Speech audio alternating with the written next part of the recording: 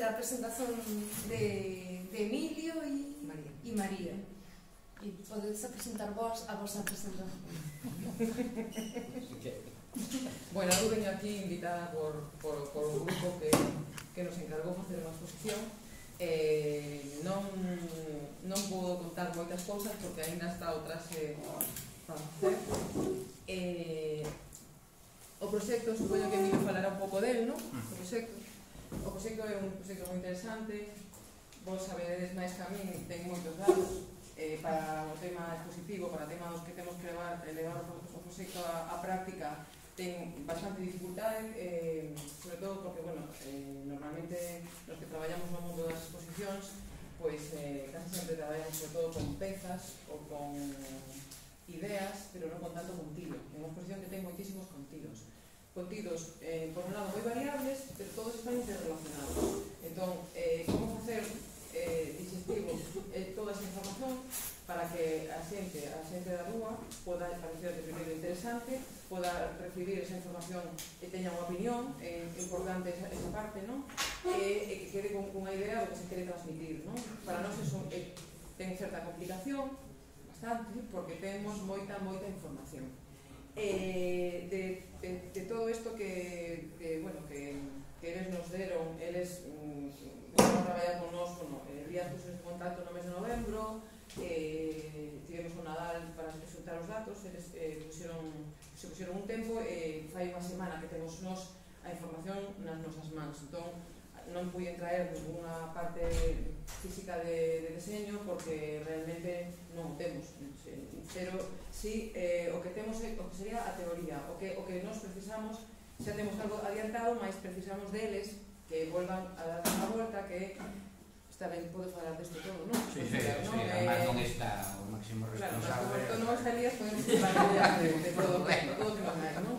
Entón, bueno, o importante que nos quixemos transmitir a eles é que, como teñen moito que contar, que teñen que facer un pequeno texto explicativo cada un, é dicir, o que podería facer cada un de vos. Cando tes unha investigación, como conto nun folio, nun texto, fago un resumo. Normalmente ese exercicio que eu complico pode ser un pouco dificultoso, pero para nós é moi importante, porque ademais é o que a vosa idea se transmite, se condensa nuns párrafos, e casi sempre sale o máis importante que queredes decir. Moitas veces se pode resumir en eso, non? Entón, eso que se lles pedí un pouco que fixeran, máis ou menos está feito, máis ou menos que máis, pero bueno, xa temos algo. Que se precisa para poner en conta esta investigación, todo este mogollón de datos que temos? Unha introducción que explique o grupo, que, bueno, supoño que vos sabedes que é o grupo, senón que explique Emilio, que explique o proxecto, é importante, que é o que lle dixen que cada un fixera desgranar o seu para resultalo, e as líneas básicas do resultado. Eso é o básico e o primeiro que ten que atopar a xente, non? Independentemente de que xa va unha exposición grande, unhas pequenas, eso son menudencias a hora de decir, bueno, o queremos facer en 5 exposicións, queremos facer en unha, eso da igual. O importante é ter esa introducción que é o resumo do que despois se quere contar, non? E nos fixemos 5 apartados do todo o que nos contaron eles, o que temos deles. Temos 5 apartados que eso, bueno, o van a escoitar hoxe e nos dirán se estamos de acordo ou non, non? Eu nunca falei con eles desto, non? É a primeira vez que nos estamos falando.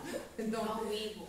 Bueno, ao vivo, si. En virtual, xa, é que vos sodes moi amigos do virtual. Aquí xa ves, usades moito o tema este virtual. Bueno, o importante é a creación dun novo relato. O sea, se vos sabedes un pouco do que se va a contar, o importante para nós é todo o tema das macronarrativas, o cambio de visión do mundo, do turismo e do mundo sobre o que estamos falando, a invisibilidade que hai da cidade con respecto ao camiño, toda esa invisibilidade que se está producindo. Bueno, eu falo non solamente como transmisora dunha información, sino falo tamén como sufridora da cidade e como compostelana, que levo aquí uns 50 anos vendo como isto como está ocurrindo, como está invisibilizándose a cidade respecto ao camiño. a hipótesis que teñen eles das novas narrativas desde a capitalidade, é dicir, desde que o proceso da capitalidade de Santiago e, bueno, unha serie de hitos importantes que hubo na cidade van producindo todo este invisibilidade, por un lado, da cidade, a visión política que nos levou a isto, non? E o cambio de visión que hai desde fora para dentro, que hai importante, bueno, contar esta parte, non? E con eso que indicar tamén a perda da antiga identidade que tiñamos nós, non? Ese sería o primeiro apartado, despois da introducción, e despois nós, de todo o que nos contaron, dividimos con frases simples para poder despois entrar a parte complexa, que a primeira é como somos, e dentro de eso como somos os de Santiago, como nos consideramos que somos, non? Sería aí a identidade formal, a identidade afectiva, os usos e os consumos, eso dentro de como somos. Despois estaría como nos vemos, como nos ven, primeiro sería como nos ven, e tamén dentro deses apartados faríamos esos 4 apartados de identidade formal, identidade afectiva, usos e consumos. Aí habería tamén que sería importante darle despediríamos que fixera un resumo dos libros e das películas sobre o consumo, sobre o que a xente consume, para explicar un pouco como nos ven, non? Como nos ven a través desta información, non? O terceiro apartado sería como los vemos, como vemos nos a todos estos que veñen hasta aquí. O último apartado, que abarcaría todo o que non podemos meter entre somos, nos ven e os vemos, serían os encontros e as diferencias. Aí, pois, meteríamos si estás de acordo? Sí, meteríamos, pois, bueno, todo o que serán as enquisas, todo esas enquisas de tantos por cento, porque, bueno, é unha exposición que está chea de tantos por cento de moita información. Entón, pois, bueno, non sei si me expliquei, bueno, si isto eu non digo nada máis por agora que fale me digo. Bueno, pois unha digestión a todo o mundo e basicamente xa explicou María o que aparece aí no título, que pode parecer así como moi ambicioso, pero realmente é eso, é dicir, a partir do proxecto, pois, que a cidade se vexa reflectida e que é o que pasa na cidade. Pedir disculpas porque eu aparezo aquí só eu, e menos mal que no programa aparece María, porque, bueno, xa sabedes que as redes somos autolleridas e moi tal. E porque me tocou a mí, eso que conste, que ninguén quixo...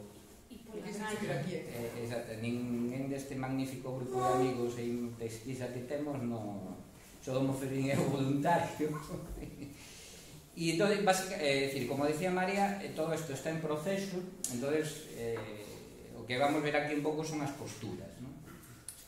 E de todos os xeitos a miña presentación eu dividina unha parte máis conceptual e unha parte práctica, por varios motivos, é dicir, porque a mí xa sabedes que o do concepto gustame moito, e gustame non solamente desde o punto de vista teórico, tamén senón, como xa se comentei onte, polo menos eu, desde o punto de vista práctico, é dicir, eu creo que temos que estudiar e coñecer ben os conceptos, senón moitas veces incluso podense nos volver en contra do que nos queremos realmente explicar e defender, non? E por outro lado, pois tamén é unha especie de, bueno, ten dúas vertientes, unha menos egoísta e outra máis egoísta. Menos egoísta é que casi todo está inventado, non todo, entón tamén é un recoñecemento a outras persoas que teñen traballado e que saben máis destas cousas. E a parte egoísta que, digamos, é para suplementar un pouco pois a falta de confianza persoal, dicir, bueno, o cuadro conceptual non é responsabilidade miña, eu compartillo ou non compartillo, pero hai outras persoas que saben máis disso. Entón vamos a empezar por esta parte, por iso se denomina ciencia urbana e translacional, porque nos guste máis ou menos, ou suframos máis ou menos, como dicía María, pois as cidades son as protagonistas actualmente de casi todo, non de todo, pero que pasa no mundo, non? É dicir, xa desde o ano 2007, pois máis do 50% de toda a poboación mundial vive nas cidades, non? Ainda que podemos ter, ao mellor, unha visión de que hai moito poboación rural, non é certo. Desde 2007 pois temos megacidades e estadísticamente pois cada vez máis población é urbana, tanto a nivel local como a nivel mundial. En Galiza pois xa o coñecemos todos, non? É dicir, non sei que porcentaxes, pero na franxa atlántica onde estamos concentrados, é dicir, o que, por exemplo, Vigo e o seu entorno ten máis poboación que toda a provincia de Lugo, por exemplo. Entón, as cidades son un papel moi importante, tanto positiva como negativamente, porque é onde se consumen pois máis do 50% da materia e enerxía da biosfera. É dicir, os seres humanos, pois como animales e servicio doméstico e outras cosas, temos un metabolismo fisiolóxico, pero nos inventamos tamén o que é o metabolismo tecnolóxico. É dicir, nos, coa tecnoloxía, pois, utilizamos materias primas, transformámolas e producimos residuos, é dicir, exactamente o mismo. E o turismo, pois, contribuye a iso, non? É dicir, o turismo cada vez máis vai en incremento, con distintas visións que esta é unha parte que sufrimos, creo, do turismo, e ten que ver co que tamén se comentou antes da capacidade de carga, máis unha cousa que a nos interesa moito é a relación a maiores que ten o turismo, o impacto que pode ter coa identidade sociocultural. É dicir, o turismo non solamente é sustentable desde o punto de vista que pode consumir moitos recursos, que pode producir moitos residuos, senón que, e unha parte que non nos interesa moito, é dicir, como impacta na identidade sociocultural, basicamente dos destinos turísticos. E esos relacionamentos son moi amplos e faría falta outras tantas varias veces exposicións, é dicir, porque sinceramente, solamente se nos referimos aos bens de consumo, eso ten que ver de onde veñen, como os producimos, como usamos o territorio para producir esos bens de consumo. Esos bens de consumo normalmente están asociados a unhas formas de producir e de viver, é dicir, que non nacen nas estanterías dos supermercados, nin o cacao dado en das vacas pintas, como alguna vez saía en alguna reportaxe. Entonces, e tamén hai relacionamento coa transmisión dos coñecementos e desas formas. Entonces, realmente non é un feito isolado para nada. Outra cousa é que determinadas políticas e visións, digamos, do poder, do que tamén falamos, pois queiran focar única e exclusivamente no feito turístico como produción de diñeiro, e cuantos máis vengan mellor, e cuantos máis entren nos concertos do Xacobeo, pois máis felices e contentos. Entonces, para mí é o máis interesante. Entonces, bueno, evidentemente os humoristas son os que mellor reflicten estas cousas, e dá para moito que pensar. Isto xa ten moitísimos anos. E por outra parte, a cidade tamén é un obxecto de investigación, é dicir, dentro dese cuadro teórico tamén está recoñecido, e hai o que tedes aí do ano 2018 dun comité de expertos, que, é dicir, a cidade xa é unha entidade de investigación e necesaria. E ademais eles o que defenden é que o que teríamos que facer ou procurar é facer o que eles denominan ciencia urbana coherente. É dicir, tanto a investigación como a xestión, é dicir, tanto a academia como responsables de xestión social e política, eso tense que facer de maneira colaborativa.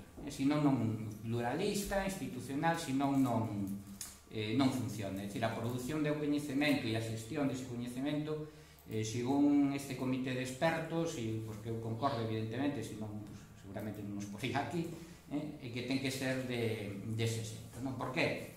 Porque, entre outras cosas, os sistemas urbanos, como calquer outro ecosistema, son moi complexos e multidisciplinares. Ainda que insisto, e non só nas cidades, senón en outros ámbitos, por exemplo, a produción agrícola, etc., normalmente os que están máis arriba na cadea trófica tratan de homoxenizar e de simplificar, porque aí é onde está o negocio, máis fácil de gerir e máis fácil de producir beneficios única e exclusivamente económicos. Entonces, Se este comité de expertos e que é aplicable a calquer outro tipo de sistema, é dicir, se non temos un coñecemento sintético, holístico e colaborativo, pois as solucións que podemos aportar sempre van a ser moi sectoriais, e iso non funciona. As solucións teñen que ser completas e globais. Entón, o que se recomende sempre implicar a investigadoras de diferentes campos. Nos en Galabra intentámoslo e eu creo que é positivo, porque ademais pasámoslo ben, é dicir, o cal é moi importante, é dicir, eu creo que o traballo é máis productivo se o pasas ben con quen estás a traballar, se te levas mal, pois, é dicir, traballas por obligación e xa sabemos todos o que pensamos do traballo e esas cosas. E pois outra cosa moi importante, que sería un pouco o segundo marco conceptual e o que aparece aí como investigación translacional, sería a transferencia entre investigación e xestión, neste caso, xestión do turismo. Entón, este concepto de ciencia, investigación translacional, é dicir, eso sí que non é un invento meu, porque normalmente tendemos a falar de ciencia, os de humanidades, como tiñades algún complexo, pois poñedes ciencias culturais, máis os expertos, sobre todo da área de ecoloxía, que traballan, eles denominan investigación translacional, non denominan ciencia translacional. Este concepto naceu, desde o punto de vista práctico, no eido da medicina. É dicir, bueno, pois o que non somos capaces de investigar, de descubrir no laboratorio, vámoslo trasladar directamente aos medicamentos. Non ten que ver coa ciencia aplicada, é dicir, outra cousa, a ciencia básica é fundamental, é dicir, que tampouco non entramos en conflicto. Eu, de todas maneiras, non é porque sea da área de ecoloxía, pero prefiero, ou síntome máis cómodo, traballar desde o punto de vista do que a ecoloxía entende como ciencia translacional, que é traballar, é dicir, facer a pesquisa interdisciplinar, pero en contacto directo con un sector social. Non é simplemente eu investigo no laboratorio, isto é moi interesante para aplicalo e vou levar ao eido práctico, senón que en ecoloxía, en investigación en ecoloxía, a ciencia translacional enténdese de traballar coa comunidade, buscar, definir os problemas e buscar as solucións coa comunidade e conxuntamente tratar de solucionar esos problemas coa comunidade e cos xestores, cos responsables políticos, porque ten que ser así, senón as cousas non funcionan. E ademais, como dixo unha filósofa hispana, é dicir, o que ten o poder ten a responsabilidade. Quizás non toda a responsabilidade, pero unha grande parte da responsabilidade. Entón, dende a ecoloxía, a ciencia translacional enténdese basicamente así, é dicir, de traballar de maneira interdisciplinar e de traballar en contacto coas comunidades e de promover as solucións traballando coa comunidade e cos responsables xestores. Entón, eu creo que o noso proxecto, da que sea de maneira modesta, pois máis ou menos intentouse ir por ese camino. Entón, a partir do proxecto que xa coñecedes todos e que nuestro querido IP, que neste momento non nos acompaña, sempre nos dito, temos que referir casi sempre, casi estou de acordo, pois ten que ver eso, coas narrativas, co proxecto concedido, e sobre todo xa con aqueles inquéritos que se fixeran no ano 2013-2014 en Santiago sobre consumo, relacionamentos coa economía, coa identidade, é dicir, con un número moi elevado de ítems, con un número infinito de preguntas, que claro, creo que, e xa o temos comentado con Elías, cando diseñaron os inquéritos non sabían o que estaban a facer, por eso sale a cantidad de información que sae e bastante complexa de... menos mal que temos aí unha dicta de SPSS que hoxe pouco estar que Marisa del Río e vamos a ir debullando pouco a pouco, pero a base de datos que temos é inmensa, moi relacionada unhas con outras e hai que ir pouco a pouco. Entón, o traballo cos actores e desde os dos puntos de vista, é dicir, tanto da xente que nos visita, é dicir, que visita Santiago, como da xente que, vamos a decirlo, e eu concordo plenamente con María, que sufre os visitantes, en xeral. E despois a segunda parte, é dicir, eso sería unha parte da xeneración de coñecemento, é dicir, os resultados do proxecto, por así decirlo, Temos esas contestacións e vamos a ver o que sai e despois trasladalo o que sería a outra parte, non? Decir, como eso o podemos pôr en coñecemento dos cidadáns, pero nos o que intentamos non solamente trasladar ese coñecemento, sino que teña algunha consecuencia práctica, non? Ou polo menos intentarlo, non? Que sería a exposición, non?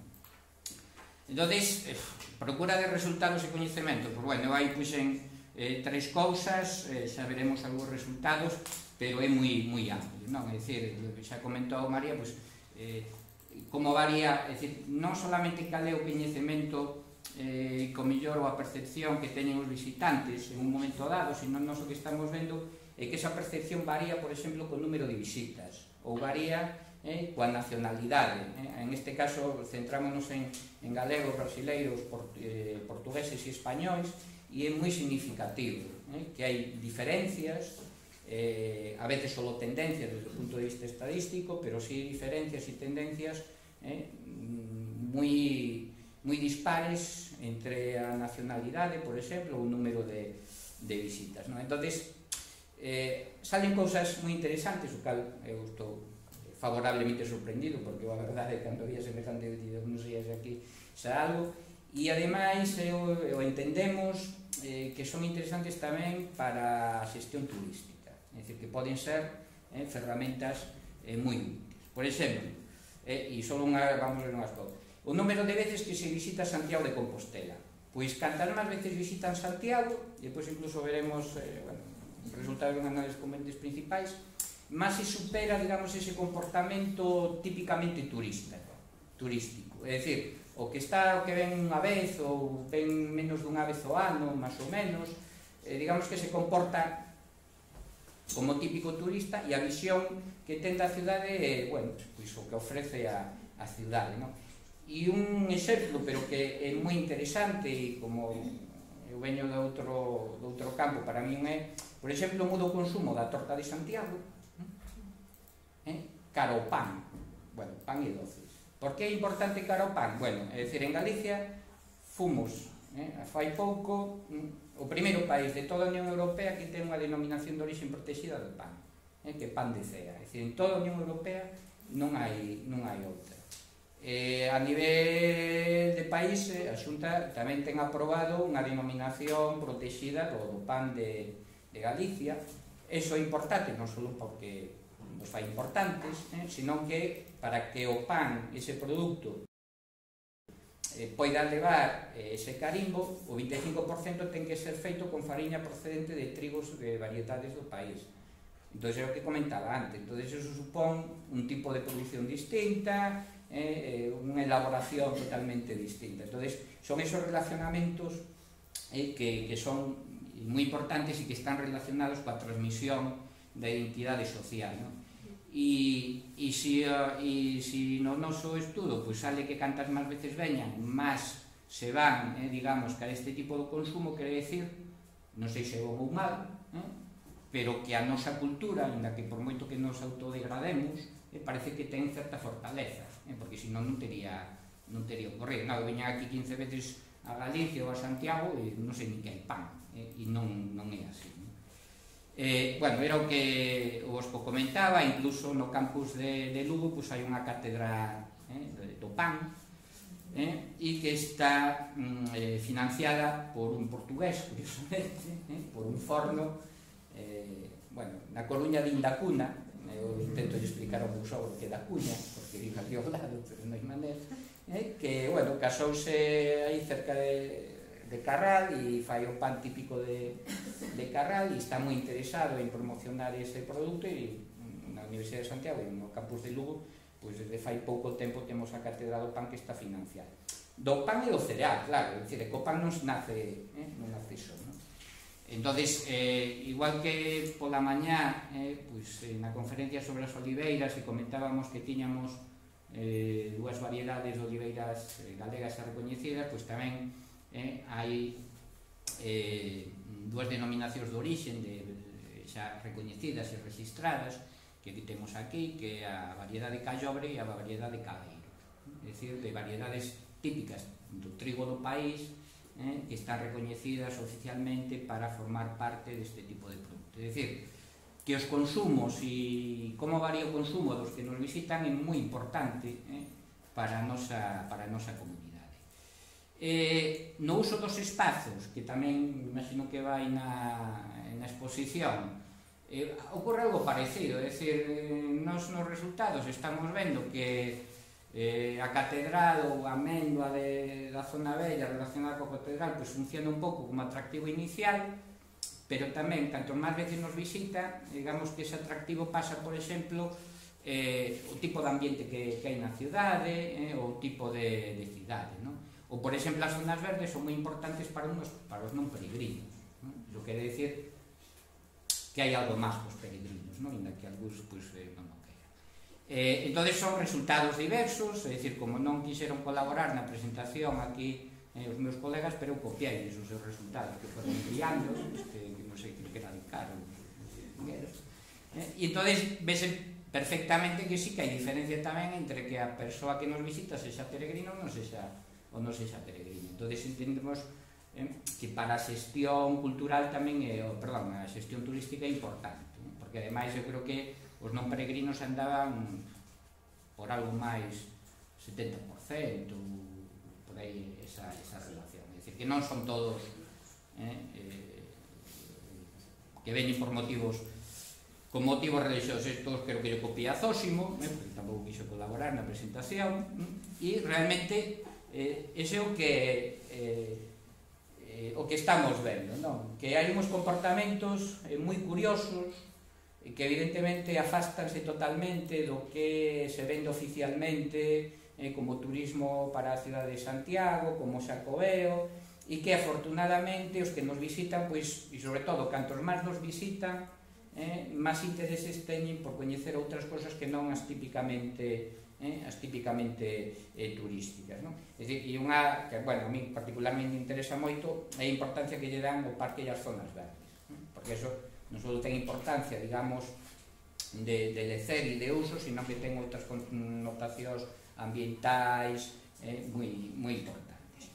Os espazos, pois, tamén hai diferencias, tanto entre nacionalidades, entón, como aquí sempre vamos tarde e mal. Por exemplo, na utilización de espazos, os galegos vamos por un lado, os brasileiros por outros, e os que máis se parecen son españois e portugueses.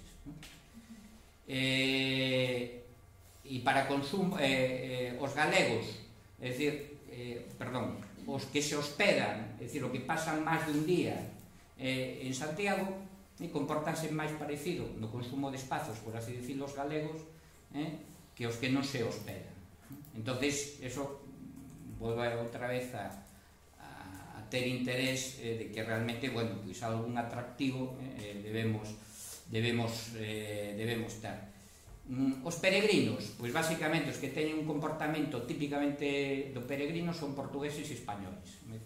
E non os españois son os típicos turistas, é dicir, que en outros sitios, son así, e brasileiros por un lado, pero a única relación que atopamos con feito de ser peregrinos é basicamente entre portugués e españois. E era o que comentábamos antes. Cantas máis veces, isto é que veñen máis dunha vez ao ano, ou dúas, aquí hai un dato curioso, é dicir, que se veñen unha ou un poquinho máis, comportanse de maneira distinta, pero en xeral, cantas máis veces veñen a Santiago, o comportamento destas persoas máis asemella ao comportamento de consumo, de visita de espazos que teñen os galegos, non? É dicir, en función da orixe e do número de veces, é dicir, cantas máis veces, se veñen máis dunha vez ao ano, prácticamente comportanse igual que os galegos. En canto a consumos de gastronomía, souvenirs e zonas onde compran, volvemos a ter o mesmo. Os españois son peregrinos, é dicir, comportanse como peregrinos, pero o máis importante daqui é que cantas máis veces nos visitan, en este caso en consumos gastronómicos, en compra de, digamos, de souvenirs e nas zonas onde compran e onde fan o gasto, cantas máis veces repiten a visita a Santiago, o comportamento moito máis similar é o que nos temos. É dicir, unha barbaridade o que vou dicir, é como se asimilaran a nosa identidade, lo cual é moi positivo, polo menos a min me parece moi positivo. Entón, basicamente, estas son as primeiras, que parece pouco, pero xa os María que é moitísimo para a exposición, e que tratamos de ir aí debullando mal que podamos.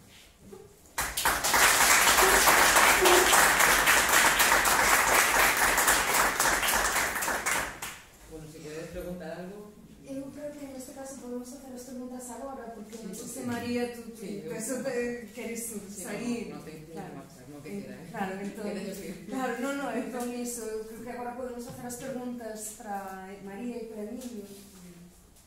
A ver, acabamos de comer, entón. Está así un pouco aí. Nada, pois é interesante, eu falo, se non queredes, eu xa falo demais, se quedo aquí xa falo toda a tarde. É moi interesante, é moi denso, pero hai cousas para nós, ainda que somos de Santiago, porque, bueno, comigo traballa outra persona en isto, hai moitas cousas que nos chaman a atención.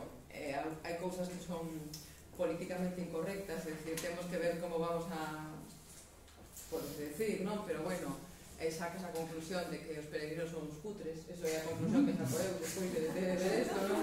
Pois porque non, cando te din, pois un de cada 4 pois non consume nada en Santiago, non?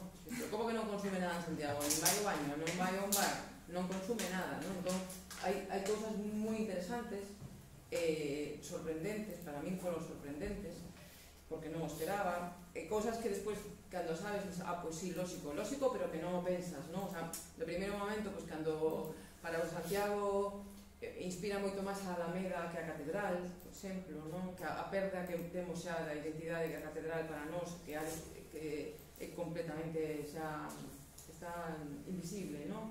Eso é verdad, cando vives en Santiago, bueno, se vives aquí, xa pasades aquí, a Catedral é invisible, xa non vas a Catedral. É algo que fai 10 anos non era así, ainda que usadas para cruzar por ela, non? Ou atravesabas por ela para ir dun lado a outro, ainda que foras a estar un rato allí. Eu veño do mundo do arte, bueno, me gustaba moito, bueno, ver un pouco a arquitectura, e agora, pois non, intento non pasar. Ese tipo de cousas son moi atractivas, bueno, para todos os públicos, quero dicir que, ainda que é unha labor de investigación moi seria, sesuda, vai ser moi atractiva para os que non somos dese mundo, que por mí nada máis. Eu vou te preguntar precisamente sobre se era moi difícil do ponto de vista vosso, non? De preparar as cousas, traducir eses dados así brutos, non sei, porque agora estás dicindo, pois vai ser atractiva a exposición, non sei se é moi difícil facer esa traducción. É difícil, claro que é difícil porque son moitos dados, entón é difícil porque tens que, non podes botar, eso está ben para que despois eles fagan unha publicación, eles podan levar aos congresos ou explicar cada un no seu eido a súa tese, pero cando tens que explicar todo xunto para que a xente, además, sobre todo, porque eles queren transmitir esta información para algo. Isto é porque queren chegar á cidadanía e que é un problema, ou un problema en sentido de non un problema negativo, unha situación a que está ocurrindo ahora mesmo en Santiago, co turismo, é unha realidade, entón é unha realidade científicamente falando, non é unha realidade que pensamos que eu penso que ocurre, non, é que está comprobado, non se está comprobando, non, comprobouse isto, non, se sabe unha serie de cousas entón o que decía que non era políticamente correcto é porque hai algunha que non vai gustar. Está claro que, desde o punto de vista social, hai algunha desas, cando digo, que o peregrino é un cutre, non se vai a decir así, o peregrino é un cutre, pero bueno, o peregrino é un cutre, o sea, é así, o sea, non hai outra, non? Entón, bueno, por culpa do peregrino xa non podemos entrar na catedral, é verdad, vamos a ver, é unha realidade, non? A espera de que paguen por entrar ao aeroporto para a gloria, entón, bueno, pues son cousas que van a crear debate, que iso tamén é moi interesante, non? Este tipo de estudos que ás veces non chegan a todo o mundo, pois a exposición vamos a intentar, claro, que poda chegar a xente, bueno, que se faga atractiva. Bueno, xa, como teredes a maioría, supoño a posibilidade de verla, xa me diredes despois, me pedides o correo electrónico, me mandades as opinións e facemos outro debate posterior a isto. Vale, pois, obrigada. Unha pregunta, bueno, que cada pasouseme cando falastes, os dados, bueno, sobre todo estas analíticas que están baseadas en, básicamente, nos inquéritos de jugadores. Sí. Ali, a pregunta é, facendo as analíticas, notaches que podía faltar algún tipo de dados que podrían ser preguntados por seguramente, inquéritos, pero seguramente. Nada concreto, ¿no? Non, nada concreto porque ainda estamos aí medios mergullados, afogados simplemente en esta análisis, pero é dicir, que había, non sei, 60 e tantas preguntas en algún caso, entonces claro, o tipo de relacións que podes establecer é que non son infinitas, pero son hai moito, e aquí só presentamos, pero por exemplo, que dicía Maria, que os peregrinos son cutres, sí, son cutres, porque por exemplo, topamos unha relación entre a motivación da visita e o consumo. Entón, os que viñan aos grandes festivais eran os máis cutres de todo, e normal, porque que só consumían bocadillos. Claro, se vou aí ao Monte de Gozo, claro, cal é o sector social, basicamente, que ven a esos concertos que nos venden como unha maravilla, non sei, bueno, pues xente que vai ao súper, compra un bocato máis barato posible e tal, e entón eso afecta. Pero é que eso é, digamos, a segunda parte da terceira parte. É dicir, por eso incluso faláramos máis adiante de ter a posibilidade de facer unha especie de remuestreo, é dicir, dunha vez determinar que é o que necesitaríamos. É dicir, outra cosa que tamén tiramos daqui é que hai un reparto moi desigual na oferta gastronómica na cidade de Santiago. É dicir, prácticamente, sobre todo en restaurantes e bares, está o 60-70%, bueno, algo menos, na zona bella e na zona nova, pero o resto da cidade parece que vive de espaldas o que son os visitantes e os peregrinos, cando é unha fonte de ingresos. Entón, claro, aí sería tamén volver a facer, claro, dicir, creo que non é un problema, dicir, afortunadamente, pero isto cada vez abre máis xandeira. Aquí, por exemplo, o que comentabas, unha das cousas que nos chama a atención é a identidade gastronómica de Santiago como cambia, que é a comida que se ofrece, que é o que come a xente, e de repente fígado encebolado non hai, cabra non hai, etcétera. Eso chama moita atención. Sí, e outros resultados que salían, sobre todo pos peregrinos, o sea, para os visitantes e tal, que aquí o plático típico parecía que era arroz con bogavante e poli, é dicir, era basicamente, non había outra cosa. Estamos todos os días comendo eso. Estamos todos os días comendo. Vivindo na zona bella e comendo polvo. E depois tamén nos resultados preliminares en canto que ofertaba a restauración e que non mudaban, daba igual que fora tempada alta, tempada baixa, que foran alemáns, que eso era non sei que, o 90% seguían ofertando o mismo. Entonces salen cosas moi sorprendentes, pasa que, bueno, hai moitos dados que analizar e, como decía, e además a partir de aí poden salir 20.000 cousas máis. Vamos liberar a María. Sí, que perfecto. ten que irse. Obrigada, María.